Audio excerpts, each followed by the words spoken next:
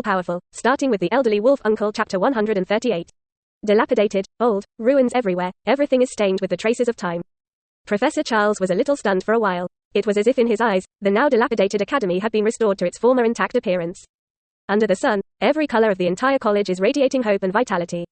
The garden is full of green grass and flowers, and countless mutant children with smiling faces and hopes are studying and playing in the school, looking forward to the future. Nick Fury glanced at Professor Charles and didn't say anything more. Take a step ahead of you. His subordinates pushed the old man's wheelchair to keep up.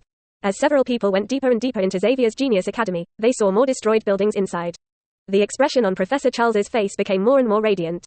He looked at the buildings that were either covered with moss, or full of cracks, or simply collapsed into ruins. In my mind, I thought of these house facilities, which were originally intact. Long gone, he thought. Charles, welcome back to Xavier Genius Academy. Nick Fury's deep voice suddenly cut in, interrupting the old man's memories. They had come to a circular iron gate. Professor Charles looked over Nick. Above Fury's head, he saw the X-Men logo printed on the iron door. He fell silent. At this moment, countless memories crossed his mind again.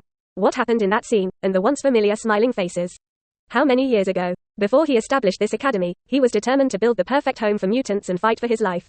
Let those mutants who came to this world not be born with a dark cloud of cold eyes.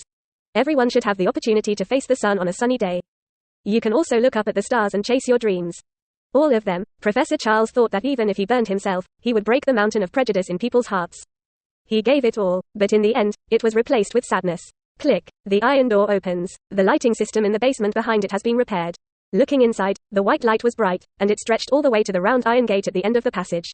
Professor Charles knew that this was where the brainwave enhancer was. Nick Fury, mutants will never disappear from this world as you think. Quote. He took a deep breath, and his eyes gradually became serious. I won't do anything for you, you don't have to think about it. Quote. The current mutant is completely different from before, and a new hope has emerged for her. There was no hope before. Saying that, Professor Charles suddenly laughed. Speaking of which, I also look forward to the day when I am free as a mutant, so I cherish my life now. Quote. But if you really want me to do something, I'd rather die. After speaking, his tone became extremely solemn again, and his words were sonorous. The hope you said, is it Chen Tian? I admit, he's a tricky guy, but not lawless yet. Nick, the expression on Fury's face also sank, and his eyes were terrifyingly cold. As for whether you are willing to cooperate or not, dead or alive. Charles, I'm sorry to tell you. Laugh at. An agent pushing a wheelchair behind Professor Charles suddenly took out a bottle and sprayed a cloud of mist at him. It's all up to you. Nick Fury was condescending, watching indifferently as Professor Charles was shrouded in the mist, and the latter's originally rational eyes gradually began to be confused. Logan? Professor Charles only felt that his thoughts began to become dull and chaotic, and everything in front of him was distracted. Everything in the field of vision began to twist and shake. It's as if across a constantly shaking water. Even the ears seemed to be immersed in the water, and the sounds heard became extremely distant and could not be heard clearly. And then, Logan? Charles discovers that the man standing in front of him has become Wolf Uncle Logan. Howlett, he spoke in amazement. In his heart, he always felt that Logan Howlett should not be here now, but because of the chaos of his thoughts, he didn't think much about it. Charles, we can't stop here. The Logan in his eyes slowly spoke, we have to save the mutants, otherwise all the mutants will be slaughtered in the future. Now it's only up to you. Professor Charles looked dull and nodded. Good. You should do everything you can, right? Nick standing in front of Professor Charles. Fury had a smug smile on his face. For mutants, Professor Charles said dumbfounded. Well, for mutants. Nick. The smile on Fury's face grew stronger. The mist that the people of xianxia just spewed at Professor Charles is actually a psychedelic fog that can make a person fall into a fantasy realm zero. Make them fully trust the person in front of them. This psychedelic fog may not have much effect on the physically powerful mutants. But in addition to his spiritual ability, Charles's own physique is no different from ordinary people, and now he is so old that even ordinary people can't compare. It can be said that it is easy to deal with him.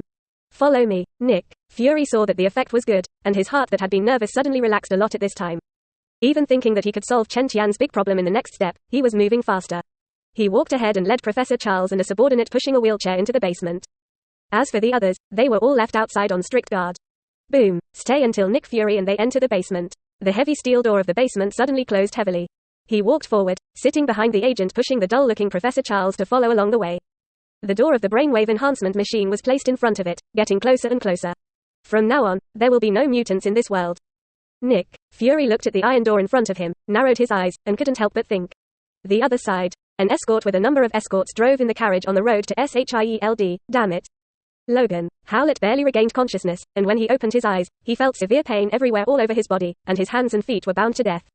He felt that there were a small number of super healing factors in his body, and he wanted to repair the injuries on his body. But it was stopped by the collar around his neck that could stagnate the mutant's power. Ah, don't hit me, don't hit me. As Logan exhaled in pain, he suddenly heard a voice crying for mercy full of fear. Pete, Wanda. He narrowed his eyes and gradually began to adjust to the darkness in the carriage. I saw Wanda and Pete chained. The latter was now clinging to the wall, with a distorted expression on his face and tears, as if he was terrified to the extreme.